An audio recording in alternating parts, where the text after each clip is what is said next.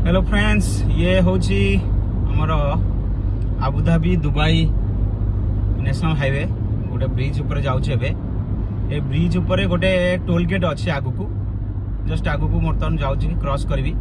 से toll gate रे हमर टोल फी कटिबो कारण एठी टोल फी होची 4टा रु राति 7टा पर्यंत एक्टिव थाए। संडे हमर एठी फ्री टोल गेट किछि नाही, टोल फी नाही। तो अबे रेड कलर एटी एक्टिव देखौछि बर्तमान आगु गोटे टोल गेट आसुछि। आपण माने देखिबे केमदी टोल गेट रु एठी ऑटोमेटिक केमदी पैसा कटिबो। ना लोक एटी छिडा होचंती, ना लोक एटी लाइन लगौचंती, ना कोनसी प्रकार सेम सिस्टम अछि। पूरा 100 स्पीड रे बर्तमान गाड़ी जाउछि, ऑटोमेटिक एटी टोल फी काटी नबो।